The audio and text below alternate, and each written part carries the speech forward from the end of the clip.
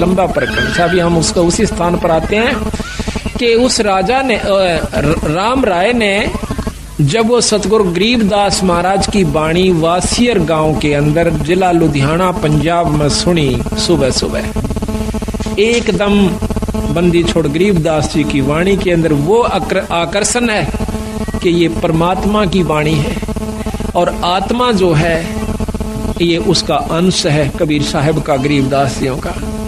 ये इसकी वाणी में इतनी आकर्षित हो, तो उसी समय सतगुरु की वाणी को सुनकर वो राम राय नाम का भगत एकदम आकर्षित हो जैसा कि भाई इतनी प्यारी वाणी। उसने चाहा कि अभी जाकर बैठ जाऊं, पर वो पहले घूम फिर के आया, आकर के महाराज के पास बैठ जाता, वो भगत जी के पास जो कि वहां पर सतगुरु की वाणी का पाठ कर रहा था। काफी देर सुनता रहा, इतना आत्म विभोर हो गया, उसकी आंखों से पानी गिरना शुरू हो गया महाराज की वाणी को सुनने मात्र से। फिर उस राम राय ने पूछा, जब उस महात्मा ने, उस संत ने अपनी वाणी को विराम दिया, तो पूछा कि महाराज ये वाणी किस महापुरुष की है? तो वो संत कहने लगा कि मेरे पूज्य गुरुदेव की है। आपके गुरुदेव जी का क्या नाम है? कि गरीबदास महाराज, गरीबदास बंदी छोड़। कहने लगे बंदी छोड़ किसे कहते हैं? महाराज ने लिखा गरीबदास जी ने कि अमर करूं सतलोक पठाऊं ताते बंदी छोड़ कहूं। अमर करूं और सतलोक पठाऊं। सतलोक सचखंड नु कहंदे, वो पूछन लग गया कहां जी? वो सचखंड और वही सतलोक। अमर करूं सतलोक पठाऊं ताते बंदी छोड़ कहूं। इस काल से जीव न छुड़वाऊंगा, इस कर लिए मैं बंदी छोड़ कहलाता हूँ। कबीर साहब ने गरीबदासियों के बारे में उस भक्त ने जानकारी दी। उन्होंने पूछा कि वो संत अभी शरीर में है या नहीं है? तो वो संत कहता है कि महाराज अभी शरीर में है और छुडानी गांव के अंदर है, जिला रोहतक में, तहसील बहादुरगढ़ के पास। तो उन्होंने कहा कि मुझे पूरा पता लिखवा दीजिए। ऐसे संत के दर्शन करने चाहिए, ऐसे संत के दर्शन करने चाहिए, क्योंकि जिसको ज्ञान है वो कहता है, बंदी छोड़ कबीर साहब की वाणी माता है, कबीर साध मिलन को चालिए तजमाया अभिमानी, जो जो पग आगे धरे वो सो सो यज्ञ समानी। कबीरा दर्शन साधु का साहेब आवया दे, लेखे में वो ये घड़ी भाई बाकी के दिन बाद। फिर कहते हैं कबीर साधु दर्शन राम का मुख पे बसे सुहागे, दर्श उन्हीं को देते हैं भाई जिनके पूर्ण भागे। कबीर साहब गरीबदास ने लिखा है, गरीब जिन मिलते सुख उपजे, मिट्टे कोट उपादे, भवन चतुर्दश ढूंढियो भाई वो परम स्नेही साधे। जिनकी मिलन मात्र से इतनी खुशी होती है, कहते ऐसे संत को चाहे 14 भुवन में भी आपने किता मिल जाओ, वहां दर्शन करिए आइए। इस वाणी को उद्देश्य रखते हुए वो राम राय जी चल पड़ते हैं। गांव छुडानी में आए, आके छुडानी में पूछा कि गरीबदास महाराज कहाँ रहते हैं। गांव वाले कोई महाराज नहीं कहा करते बंदी छोड़ को, वो तो उस समय की बात है जो भगवान खुद आए थे। आज भी मेरे ख्याल में 90% व्यक्ति छुडानी के नहीं मानते गरीबदास जी, 90%। और उस समय तब मानता कौन होगा? तो बाहर के भक्त आए हुए थे। महाराज कहते हैं लाल तो परखे जौहरी और सबदा परखे साध, और कबीर परख ले साधु ने ताका मता आघात। तो परमात्मा को परखना कोई बच्चों का खेल नहीं है, संत को परखना। रामचंद्र जी आए, उनको एक राजा माना। कृष्ण भगवान आए, उसको एक ग्वाला माना। और उसके साथ कितनी दुष्ट आत्माओं ने आकर क्या क्या कुकर्म करने चाहे। पूतना जैसी दुष्टा ने उस छोटे से मासूम बच्चे पर भी दया नहीं आई और उसको मारने की खातिर अपनी दूधी के विसला के चाल पड़ी।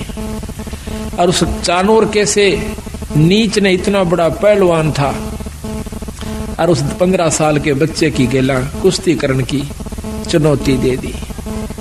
ऐसे ऐसे कंस कितने उदाहरण हमें मिलते हैं, पर उस समय हम नहीं मानते उनको। जब वो मौके पर होते हैं उनके जाए पीछे फिर वृंदावन की फेरी यानी गोवर्धन की फेरी देते फिर ऐसे। वहां कृष्ण जी बैठे हैं क्या? यही हमारी भूल चौंध नहीं टूटती, इसको तोड़ने के लिए संत बार बार आते हैं। भाई जब वो शरीर में आते हैं तब तो तुम होशियार हो जाते हो, तब तो तुम सियाणे बन जाते हो और उसको परमात्मा स्वीकार नहीं करते हो। जब वो चले जाते हैं और फिर वहां उनकी मंडी बनाकर और वहां माथा टेकते फिरते हो, वहां परमात्मा नहीं है। परमात्मा के पाने की नियम है, ये इनके तरीके हैं कि उनके प्यारे हंस से संत से उपदेश लीजिए और फिर उसको उसका स्वरूप मानिए अगर आत्म कल्याण चाहत। जो उनका नुमाइंदा संत है उनको उनका प्यारा स्वरूप समझो। महाराज कहते हैं कबीर साहब, कबीर गुरु मानुष कर जानते वह नरकइये अंध और महादुखी संसार में फिर आ गए यम के फंदे। फिर साथ में कहा है कि कबीर गुरु मानुष कर जानते करें चरना अमृत को पान और वो नर नरक में जाएंगे युग युग बने समान। गरीबदास जी महाराज भी कहते हैं कि मम संत मुझे जान मेरा स्वरूपम। तो उस समय तो हम इस बात को स्वीकार नहीं करते हैं और फिर बाद में जब वो चले जाते हैं उनकी वहां पर यादगार बनाई जाती है, फिर मंदिर का रूप धारण कर लेती है। फिर हम जाकर के वहां पर अपनी, जब वहां भी उसके बावजूद भी कुछ आपके कार्य सर जाते हैं, अगर वो हाजिर थे उस समय उनसे प्रेम आप कर जाते तो आपका सर्व कार्य सिद्ध होता। अब तो केवल वो धाम बन गया और धाम पर जाने का, मत्था टेकने का केवल एक फल है, मुक्ति फल नहीं है। हम भी जाते हैं अपने धाम छुड़ानी में, लेकिन वहां अगर हम बिना गुरु के जाते हैं तो हमें कोई लाभ नहीं होगा। एक साधारण सा लाभ, जैसे कोई पशु का ठीक हो जाना, जैसे आम देवी धाम पर जाते हैं, माता धाम पर जाते हैं, या अपने कोई अपना जो पितृ धाम होता है वहां जाते हैं, उनसे ज्यादा कार्य आपके छुड़ानी में सर सकते हैं उस धाम पर जाने मात्र से। लेकिन जन्म मरण की बीमारी आपकी मुक्ति नहीं हो सकती, क्योंकि महाराज गरीबदास जी खुद कहते हैं कि पूजें देई धाम को और शीस हिलावे जो, गरीबदास साची कह हद का फर है सो। बिना गुरु के संपर्क से कट जाने के बाद आप चाहे उस धाम में जाकर बस जाइए, आपकी मुक्ति नहीं हो सकती। और यही बीमारी हमारी खत्म नहीं होती, जिसके कारण हम चौथे युग में चक्कर काट रहे हैं, दुख पा रहे हैं। तो इसी प्रकार जब हम साध मिलन को चलते हैं उस समय तो वहां पर कोई भी उसको गरीबदास महाराज जी को परमात्मा स्वीकार नहीं किए हुए था, आज भी नहीं है, उस छुड़ानी के तो नहीं है। खुद गरीबदास महाराज की परंपरा के लोग भी आज दूसरी उपासना कर रहे हैं। कारण यह है कि उनको ज्ञान नहीं कि गरीबदास के प्रबल शक्ति थी। बाकी दूसरा गांव 90% व्यक्ति यही मान रहे हैं कि ये तो इनका दादा परदादा था, ये तो ज्यादा मानस है, इसमें थोड़े बहुत मान भी रहे हैं। वो मानते क्या है, पड़वासी वाले दिन अपने घर में खीर बना ली, रापे खा ली।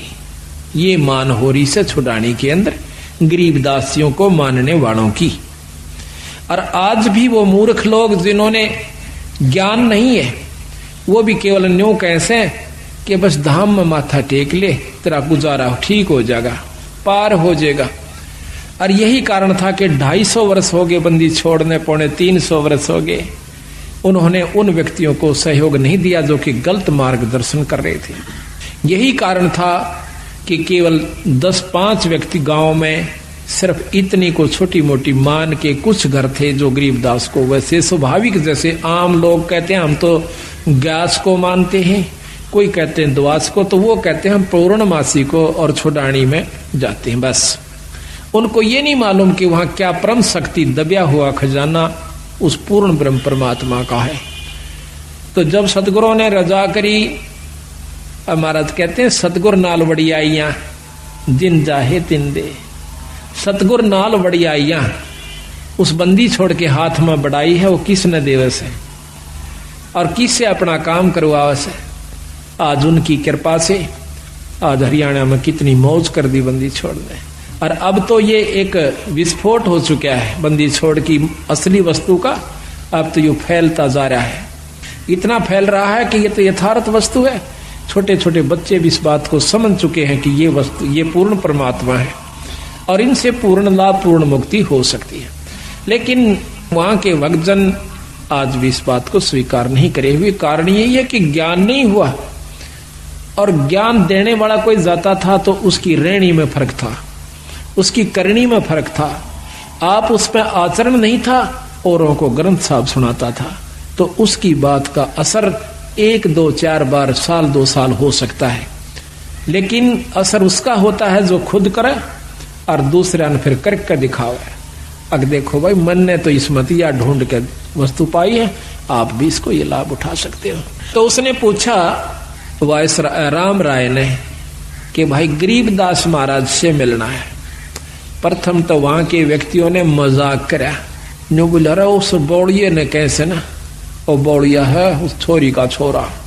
क्यों? महाराज गरीबदास जी, उनके पिताजी करौथे के रहने वाले थे। वहां गरीबदासियों के छुड़ानी में मामा जी थे, यानी उनकी माँ थी छुड़ानी की, लड़की थी वहां की।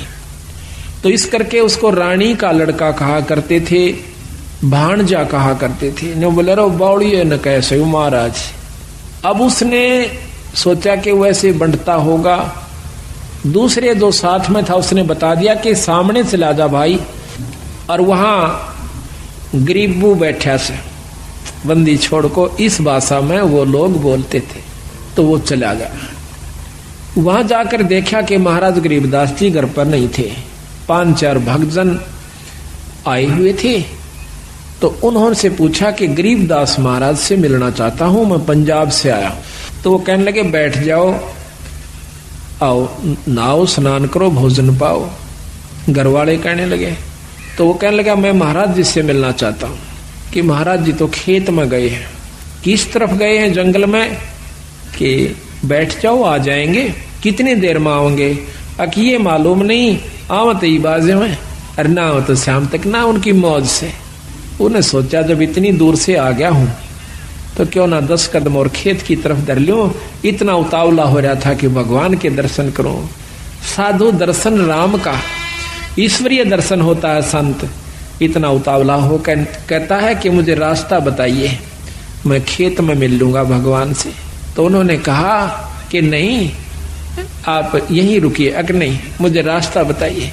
तो उन्होंने रास्ता बता दिया कि इस प्रकार पश्चिम में, ये दक्षिण की तरफ आप जाइए, रास्ता खेतों में जाने का। और वहां से आप रास्ते में एक रहट मिलेगा, रहट के पास एक झोपड़ी है, उसमें महाराज मिलेंगे। वो चल पड़ा। तो बंदी छोड़ रास्ते में आ रहे थे। गरीबदास महाराज की वेशभूषा के थी कि धोती और कुर्ता, जैसा आम हरियाणे की वेशभूषा है व्यक्ति पहनते हैं, उस भाव में था, आ रहे थे।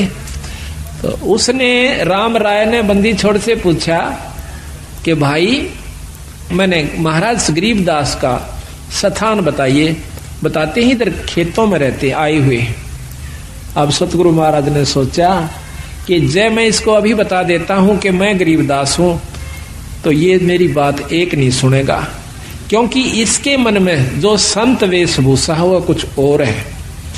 वो के सोच का आया था कि बहुत बड़े संत होंगे, सिर पर दाढ़ी बड़ी हुई होगी, लंबी जटा होगी, हाथ में कोई त्रिशूल होगा, कोई कपड़े होंगे तो गेरुआ होंगे, और नहीं होंगे तो तन पे एक लंगोटी होगी, एक कपड़ा छोटा सा होगा, और शरीर पर राख मसल रखी होगी। तो सतगुरु ने सोचा कि कहीं इस बेचारे का आना असफल ना हो जाए। बंदी छोड़ कहने लगे कि महाराज तो भाई आ जाओ, मैं मिलाऊंगा आपको। वो कहता है मैंने सुना है खेतों में गए, कोई नहीं अब घर को जा रहे हैं। अब वो वापिस आ जाता है। सतगुरु महाराज जब घर पर आते हैं, जो भगत जन 10-5 वहां रहते थे, कुछ तो उनके नौकर थे सतगुरुओं के खेत में काम करने वाले, क्योंकि गरीबदास महाराज 2500 बीघे के मालिक थे।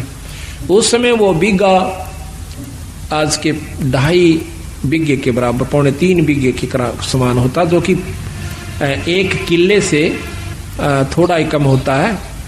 2.5-3 बीघे का, ये 5 बीघे का किला है आजकल जो एकड़ बनी हुई है, तो वो 2.5-3 बीघे का 1 बीघा होता था, पुराना बीघा जिसको कहते हैं। जो उनका इतनी जमीन थी 2500 बीघा। बहुत से नौकर रहा करते थे सतगुरुओं के, कुछ वो थे। तो उन्होंने क्या किया कि आते ही महाराज के वो खड़े हुए, भक्तों ने दंडोत प्रणाम किया। तो वो वायसराय ने सोचा कि यूं है कि वो गरीबदास महाराज एक भगत के कान पर लाग कर नजदीक से पूछता है कि गरीबदास महाराज कौन सा है? कह रे भोड़े, ये तू साथ है इनके, ये परमात्मा है गरीबदास महाराज। अब वो बैठ